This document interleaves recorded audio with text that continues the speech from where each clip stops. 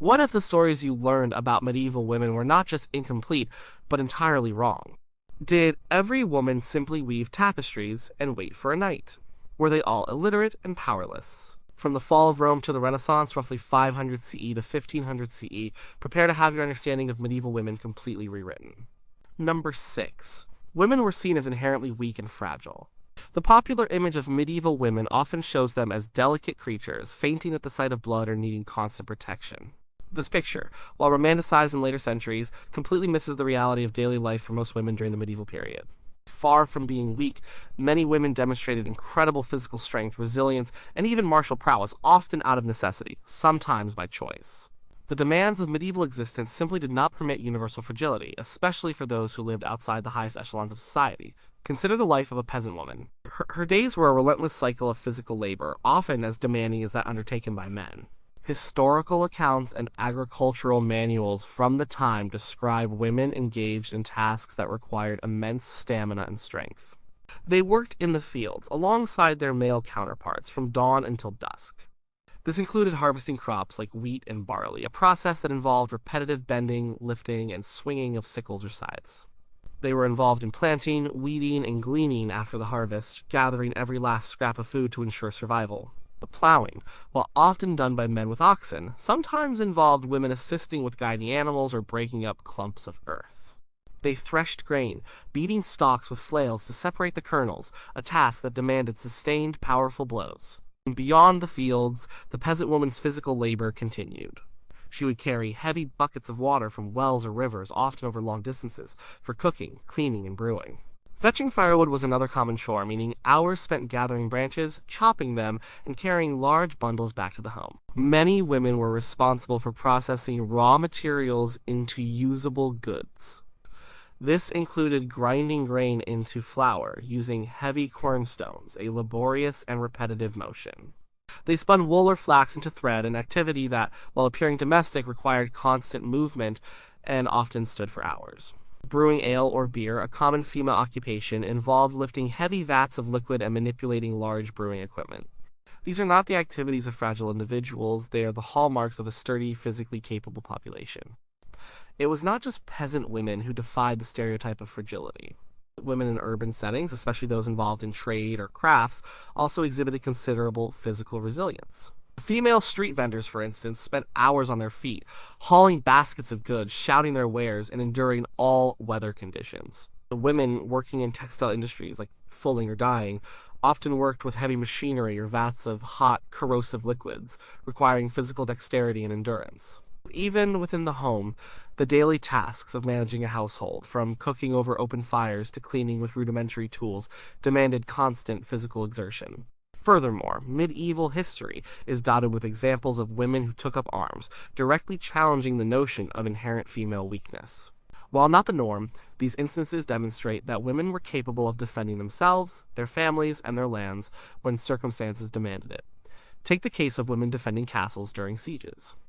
When their husbands or male relatives were away fighting, or when a siege caught the inhabitants unprepared, women often stepped up to organize defense. They would hurl stones, pour boiling water or pitch onto attackers, and even man siege engines. Chroniclers like Jean Froissart, in his extensive accounts of the Hundred Years' War, occasionally mention the bravery of women who participated in castle defenses, noting their resolve and effectiveness. One striking example is Jeanne de Clisson, often called the Lioness of Brittany in the 14th century. After her husband was executed for treason, she sold her lands, bought 3 warships, painted them black with red sails, and began a campaign of piracy against French ships, earning a fearsome reputation. Her actions were not the result of a single moment of rage, but a sustained, physically demanding life at sea, engaging in naval battles and leading her crews. She was not delicate, she was a formidable warrior. Another notable figure is Agnes Randolph, Countess of Dunbar and March, known as Black Agnes for her dark hair and complexion. In 1338, during the Scottish Wars of Independence, she famously defended Dunbar Castle against an English siege led by the Earl of Salisbury. For 5 months, she commanded the garrison, ridiculed the English attackers from the castle walls, and oversaw its defense with such tenacity that the English eventually gave up. She reportedly wiped down the castle walls with a white cloth after the English bombarded it, mocking their inability to breach the defenses. This was not the act of a shrinking violet, but of a strong, determined leader capable of enduring hardship and inspiring her troops. Even within the religious sphere, women were not always fragile. While their lives were often focused on prayer and contemplation, many abbesses and nuns oversaw vast estates, managed large communities, and undertook physically demanding journeys. Some women went on pilgrimages that stretched for hundreds or even thousands of miles, often on foot, enduring harsh weather, rough terrain, and the dangers of travel. Marjorie Kempe, a 15th century English mystic, undertook extensive pilgrimages across Europe and even to the Holy Land, a testament to her physical and mental endurance, despite her own accounts of various illnesses. The very notion of a medieval woman, particularly a rural one, being physically frail is a modern misconception. Survival in the medieval world often depended on one's ability to work the land, sustain oneself, and endure hardship. The women who lived through this period, whether they were tilling fields, running businesses, managing households, or even leading armies, consistently demonstrated a robust physical presence that shatters any idea of universal weakness or fragility. Their lives were a testament to their strength, resilience, and adaptability in a world that offered few comforts and demanded much from everyone. Number 5, women were only valued for marriage and childbirth. The idea that medieval women existed solely to marry, produce heirs, and manage a household is a persistent stereotype, yet it significantly overlooks the diverse roles and values placed upon women throughout the medieval period. While marriage and procreation were undeniably central to societal structures, particularly for the nobility, a closer look at historical records reveals that women were valued for a much broader spectrum of contributions, including economic activity, spiritual devotion, intellectual pursuits, and even political influence, sometimes outside the confines of marriage. For many women, especially those in the lower classes, their economic contribution was paramount. A peasant woman, as mentioned previously, was a crucial part of the agricultural workforce. Her ability to work the land, care for livestock, and produce food directly contributed to the family's survival and economic stability. She was not just a wife and mother, she was a farmer, a brewer, a spinner, a baker, and a weaver. Her labor was essential and valued for its tangible economic output. Without her diligent work, many households would simply not have functioned or survived. Their records for manorial estates often account for the labor of both men and women, recognizing the joint effort required to sustain the manor.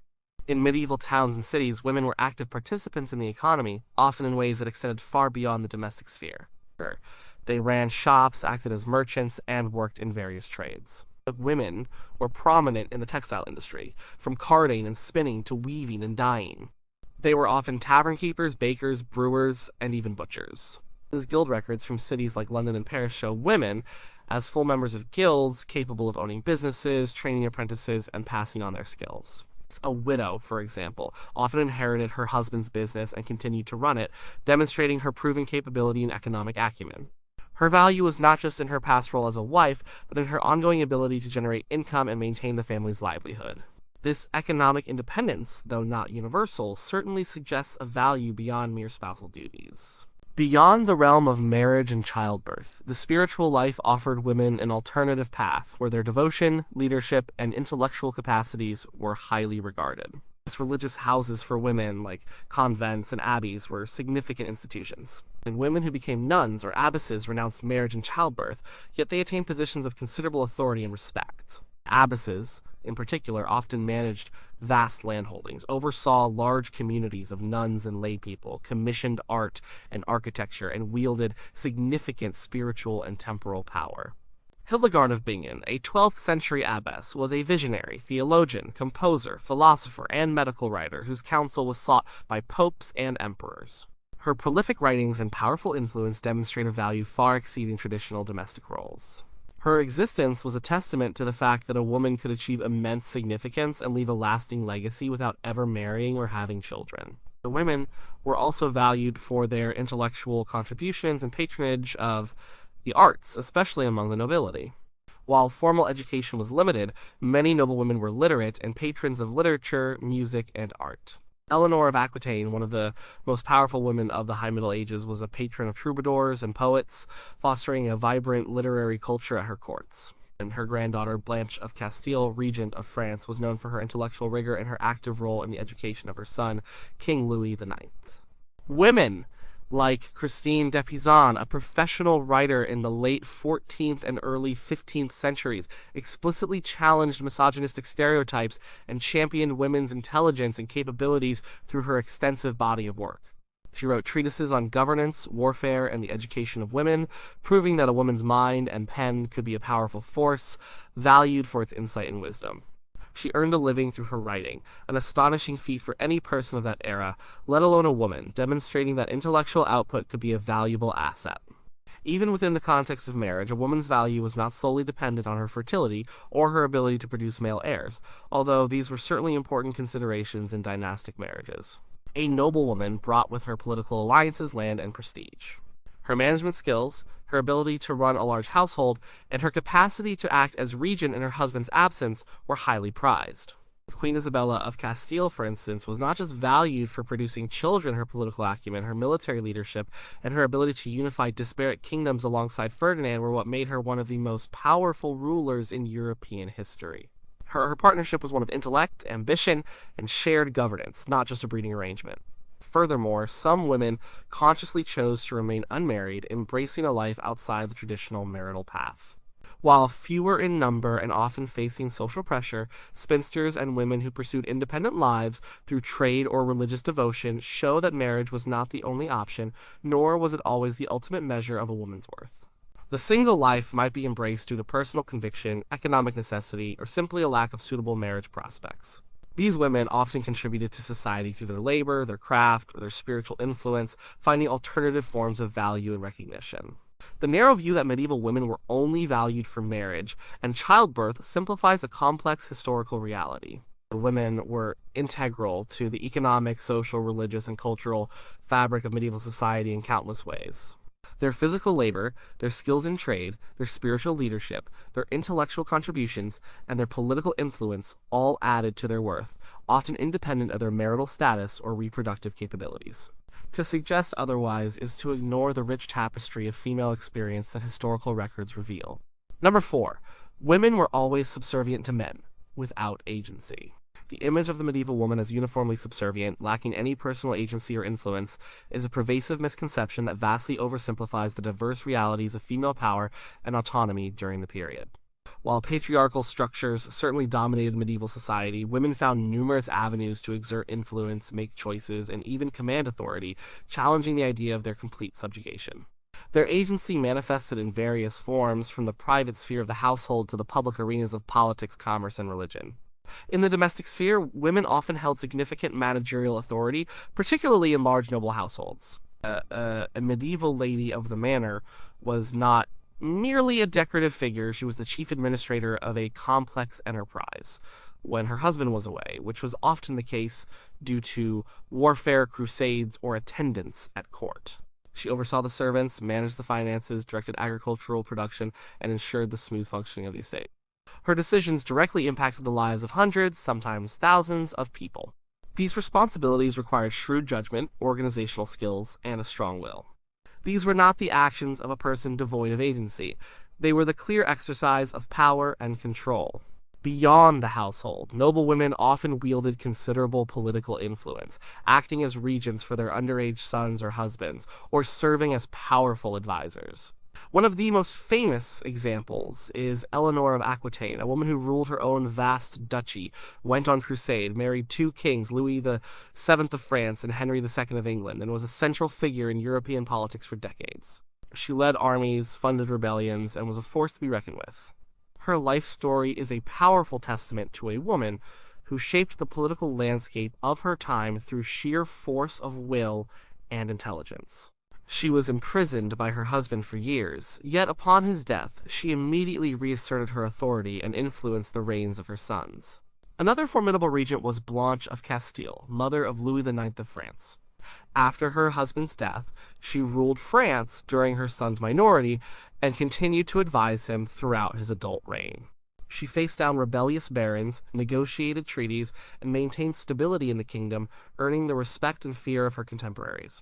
Her political astuteness and unwavering authority demonstrate an agency that directly contradicted any notion of inherent female subservience.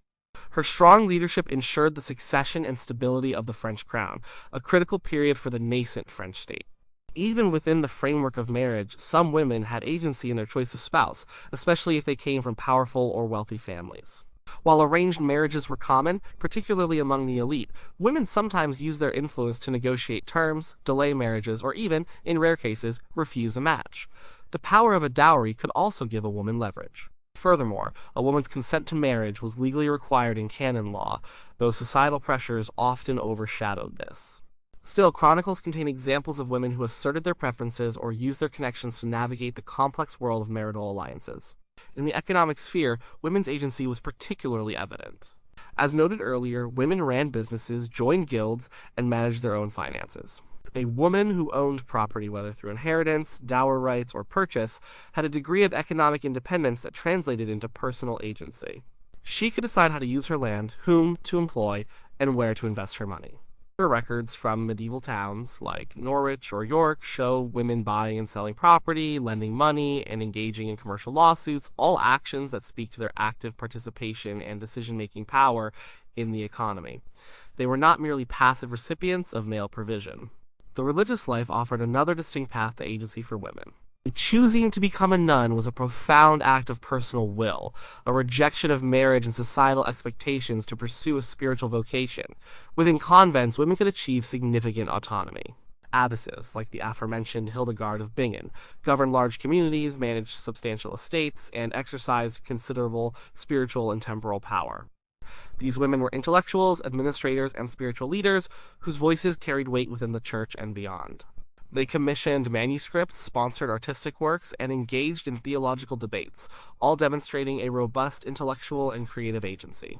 Even women of lower social standing found ways to exercise agency within their daily lives. Peasant women, while bound by manorial customs, often made decisions about household resources, child-rearing, and local community matters. They participated in village disputes, testified in local courts, and contributed their labor and knowledge to the communal life. While their sphere of influence was smaller, their capacity for independent action and decision-making was present. The concept of agency also extends to resistance and defiance. There are accounts of women who resisted arranged marriages, ran away, or even resorted to violence when pushed to the brink. While such actions might have had severe consequences, they highlight that even under oppressive circumstances, some women refused to be completely subservient. Their stories, though often marginalized in historical narratives, reveal a persistent undercurrent of female will.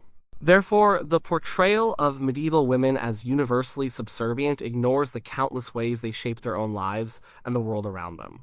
From ruling kingdoms and managing vast estates to running successful businesses and leading spiritual communities, women demonstrated remarkable resilience, intelligence, and a capacity for independent action.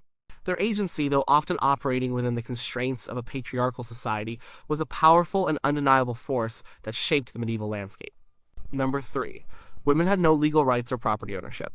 The assertion that medieval women possessed no legal rights or the ability to own property is another common misunderstanding that needs significant debunking. While legal systems during the medieval period were complex and varied by region, social class, and specific time, many women did indeed hold substantial legal rights, including the right to own, inherit, and manage property. The extent of these rights often depended on a woman's marital status, but even within marriage, certain protections and provisions existed that contradict the idea of complete legal disenfranchisement. Perhaps the most significant legal right for medieval women related to property was dower. This was the provision, typically 1/3, of her husband's land or estate that a widow was legally entitled to for her lifetime after his death. This dower was intended to provide for her support and maintenance, ensuring she was not left destitute. The widow had full control over this dower land or property, meaning she could manage it, collect its revenues, and even sell or lease parts of it, though she could not alienate the capital outright if it was meant to revert to her husband's heirs. This right was legally enforced, and a widow could sue to claim her dower if it was withheld. Historical court records are filled with cases of widows asserting these rights, demonstrating their legal standing and agency. Beyond dower, single women, whether spinsters or widows, enjoyed a remarkable degree of legal autonomy. An unmarried woman, a femme sole in English, common law was considered a legal person in her own right. She could own property, enter into contracts, bring lawsuits, and be sued. She could engage in trade, inherit from her parents, and make a will. Documents like deeds, wills, and court records from medieval towns and villages show numerous instances of unmarried women conducting business, managing their estates, and participating fully in the legal system. For example, records from the city of Florence indicate women acting as independent merchants and landowners. English legal records from the 13th and 14th centuries reveal women as plaintiffs and defendants in a wide range of legal disputes, from debt collection to property ownership, clearly demonstrating their access to and participation in the justice system. Even married women, whose legal status was generally subsumed under that of their husbands in many legal traditions, a concept known as coverture in common law, still retained some specific rights and protections. While a married woman typically could not own property separately from her husband or enter into contracts without his consent in common law, there were significant exceptions. In many urban centers, the custom of femme sole merchant status allowed married women to operate businesses independently, particularly if their husbands were abroad or involved in different trades. This meant they could incur debts, sign contracts, and pursue legal actions related to their business without their husband's involvement, effectively bypassing coverture for their professional activities. Such customs were common in cities like London and York. Furthermore, within certain civil law traditions, particularly in continental Europe, married women often retained more property rights than their English counterparts. Dowry, while usually given to the husband to manage, often remained legally the wife's property, intended for her support and to revert to her or her children if the marriage ended or she was widowed. Prenuptial agreements, though not common for all social strata, could also be used to define and protect a wife's property rights. The women could also inherit property, not just from their husbands, but from their parents or other relatives. If there were no male heirs, or if specific wills directed it, daughters could inherit significant estates, often entire baronies or countships. These heiresses became highly valuable marriage prospects, but their control over their inheritance, even if managed by a husband, was often recognized. Examples of powerful heiresses who brought vast lands into noble families are abundant throughout medieval history, and their legal claim to these lands was rarely disputed. Matilda of Tuscany, a powerful 11th century ruler, inherited vast territories and ruled them independently, challenging papal and imperial authority. Her legal right to her lands was unquestionable. Religious women also held significant property rights. Abbesses oversaw the vast landholdings and financial assets of their convents. These lands were often granted through charters, and the abbess, as the head of the institution, had the legal authority to manage these assets, enter into agreements, and defend the convent's rights in court. The legal capacity of a monastic institution led by a woman was fully recognized by medieval law. The idea that medieval women had no legal rights or property ownership is often a simplification derived from a narrow focus on certain aspects of common law and a failure to account for regional variations, customary law, and the realities of daily life. While women faced undeniable legal limitations compared to men, they were not entirely without legal standing. They navigated complex legal landscapes, utilized existing provisions, and asserted their rights in courts and communities, demonstrating a far greater degree of legal agency and property control than the stereotype suggests. Their capacity to own, inherit, and manage property was a fundamental aspect of their economic and social existence, allowing many women to achieve a level of independence and influence that counters the popular narrative. Number 2, women were uneducated and illiterate. The prevailing notion that medieval women were universally uneducated and illiterate is a sweeping generalization that fails to account for the diverse educational experiences and literacy rates among women of different social classes, geographical locations, and religious affiliations. While formal schooling was not as widespread as today, and opportunities certainly differed from men, many women acquired knowledge, skills, and literacy often through informal means or through specialized institutions. Literacy levels in the Middle Ages were generally lower across the board for men and women compared to later periods. However, to assume universal female illiteracy is to ignore substantial historical evidence. Among the nobility, literacy was often a practical necessity. Noble women were frequently responsible for managing large estates, overseeing household accounts, and corresponding with various individuals, including their husbands, other nobles, and merchants. These tasks required a degree of literacy and numeracy. Girls from aristocratic families often received education from tutors, sometimes alongside their brothers or in the households of other noble families. This education could include reading, writing, Latin, arithmetic, household management, and sometimes even a smattering of French or other languages. Consider Eleanor of Aquitaine, who famously cultivated a vibrant courtly culture, patronizing poets and fostering literacy. Her own education would have been considerable, allowing her to engage deeply with literature and political correspondence. Her granddaughter, Blanche of Castile, regent of France, was known for her intellectual capacity and her role in her son Louis IX's extensive education. The letters written by and to noble women, many of which survive in archives, attest to their literacy and their ability to express themselves thoughtfully in writing. For women in religious orders, particularly nuns and abbesses, literacy was not just common but essential. Nuns were expected to read and understand religious texts, psalters, and liturgical books. Many convents maintained scriptoria where nuns copied and illuminated manuscripts, a task requiring high levels of literacy, artistic skill, and often knowledge of Latin. Abbesses, as administrators of their institutions, needed to be literate to manage finances, correspond with secular and ecclesiastical authorities, and oversee the spiritual lives of their communities. Hildegard of Bingen, a 12th century abbess, wrote extensively on theology, medicine, and natural history, composed music, and corresponded with powerful figures across Europe. Her achievements unequivocally demonstrate a high level of education and literacy. Heloise, a 12th century scholar and abbess, was renowned for her intellectual prowess and her deep knowledge of Latin, Greek, and Hebrew, as evidenced in her letters to Peter Abelard. These women were not anomalies, but examples of an intellectual tradition within female monasticism. Even outside the cloister, women engaged in literary pursuits. Christine de Pizan, mentioned earlier, was a professional writer in 14th and 15th century France. Her extensive body of work, including the Book of the City of Ladies, was written in sophisticated French and demonstrates a profound understanding of classical and contemporary literature, philosophy, and political theory. She was not only literate, but highly educated and intellectually formidable, proving that a woman could achieve a public literary career. Her success indicates that there was an audience for her work, implying at least a degree of female literacy among her readers. Among urban women, particularly those involved in trade and commerce, a practical form of literacy was often necessary. Wives of merchants or craftspeople, or women who ran their own businesses, needed to keep accounts, write receipts, and understand contracts. While this might not have involved reading classical literature, it was a functional literacy vital for their economic activities. Records from guilds and merchant families often show women managing business dealings, indicating their ability to read and write for practical purposes. It is also important to note that education was not solely confined to formal institutions. Much learning happened within the home. Girls learned practical skills from their mothers and other female relatives, encompassing everything from cooking, brewing, and textile production to herbal medicine and household management. This practical education, though not necessarily literacy-based, was crucial for survival and societal functioning. Some even learned to read and write from their parents or from parish priests. The survival of numerous texts written by women, dedicated to women or owned by women, also challenges the illiteracy stereotype.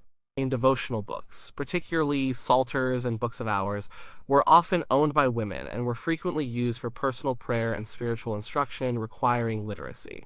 These beautifully illuminated manuscripts sometimes contained inscriptions indicating female ownership. While opportunities for formal education were undeniably gendered and favored men, particularly in universities that were closed to women, the idea of universal female illiteracy in the Middle Ages is a myth. From aristocratic ladies managing vast estates and engaging with courtly literature to nuns deeply immersed in scholarship and theological writing, and urban women requiring literacy for commerce, medieval women demonstrated a far greater engagement with reading and writing than often depicted. Their stories and the surviving records offer a more nuanced and accurate picture of female education and intellectual life during this complex historical period. Number 1. Women were entirely passive and domestic, confined to the home. The most pervasive and perhaps most misleading stereotype about medieval women is that their lives were solely confined to the domestic sphere, making them entirely passive and removed from public life. This widely held belief, often fueled by romanticized visions of damsels in distress and cloistered ladies, ignores the vibrant, active, and essential roles women played in every aspect of medieval society, from the fields to the marketplaces, from royal courts to battlefields. The reality is that women were indispensable contributors to the economy, politics, and culture of the age, deeply embedded in public life and far from passive. For the vast majority of medieval women, the idea of being confined solely to the home was an economic impossibility. Peasant women, who constituted the largest segment of the female population, were integral to the agricultural economy. Their lives were a relentless cycle of physical labor outside the home. They worked in the fields alongside men, performing tasks such as planting, weeding, harvesting, and threshing. They managed livestock, milked cows, herded geese, and collected eggs. They gathered firewood, fetched water from communal wells, and washed clothes in rivers or streams. These were not minor contributions, but the very backbone of the agrarian economy. A peasant family's survival directly depended on the labor of both men and women. Their presence in the fields and communal spaces was a daily reality, a far cry from domestic confinement. In medieval towns and cities, women were equally active in the public economic sphere. They were not just homemakers, they were entrepreneurs, artisans, and laborers. Women ran shops, sold goods in markets, and operated taverns and guest houses. They were essential to the textile industry, working as spinners, weavers, dyers, and embroiderers. Many women were skilled craftswomen, producing goods such as candles, shoes, and armor, or working as bakers and brewers. Records from guilds across Europe indicate women's participation, sometimes as full members, sometimes as wives, working alongside their husbands, and often as widows continuing their deceased husbands' businesses. In Paris, the Livre de Métier, a book of trades compiled in the 13th century by Etienne Boileau, mentions over 100 trades where women were actively involved, including silk workers, embroiderers, and even barbers. This indicates a very public, economically active role for urban women, not one of domestic seclusion. They moved freely through the streets, selling their wares, attending markets, and engaging in commercial transactions. Noble women, while having different daily routines, were also far from passive or confined. As discussed previously, they were often responsible for managing large estates and households, particularly when their husbands were away for war, politics, or pilgrimages. This involved overseeing vast landholdings, managing finances, supervising numerous servants, and ensuring the estate's productivity. These were significant administrative roles that required intelligence, authority, and public interaction. A lady of the manor would interact with tenants, bailiffs, and visiting dignitaries, making decisions that affected many lives. Some noble women even led the defense of their castles during sieges, as exemplified by Agnes Randolph. These activities stretched far beyond what we would consider purely domestic duties today. Perhaps the most dramatic examples of women's public roles come from the highest echelons of society. As queens and powerful noblewomen engaged directly in politics, diplomacy, and even warfare. Eleanor of Aquitaine, Blanche of Castile, and Isabella of Castile were not exceptions, but powerful examples of women who actively shaped kingdoms. They acted as regents, negotiated treaties, commanded armies, and held court. Their political influence was undeniable, and their lives were anything but passive or private. They traveled extensively, met with foreign dignitaries, and made decisions of national importance, all inherently public activities. Even within the religious sphere, women carved out significant public roles. Abbesses governed large monastic communities, often with considerable landholdings and financial resources. They were powerful figures within the church hierarchy, engaging in correspondence with secular rulers and popes, overseeing construction projects, and patronizing the arts. Their convents were centers of spiritual, intellectual, and economic activity, and the abbess's role was a public one of leadership and administration. Hildegard of Bingen's extensive travels to preach and advise religious and secular leaders demonstrate a woman who broke free from any notion of monastic confinement. Furthermore, women participated in public social and cultural life. They attended markets, fairs, and festivals. They were present at public performances like mystery plays and tournaments. They participated in pilgrimages, sometimes traveling vast distances and interacting with a wide range of people. Courtly love literature, while often idealized, also shows women as active participants in courtly society, hosting feasts, engaging in witty conversation, and being figures of cultural influence. The stereotype of the passive, domestically confined medieval woman is a historical distortion that simplifies and diminishes the complex and diverse lives of women during this era. From the physical labor of peasant women in the fields to the entrepreneurial spirit of urban businesswomen, the administrative power of noblewomen, and the political acumen of queens, medieval women were active, vital, and indispensable members of their society. Their contributions were visible, public, and absolutely essential to the functioning and flourishing of medieval civilization. They were not hidden away, but actively shaped the world around them.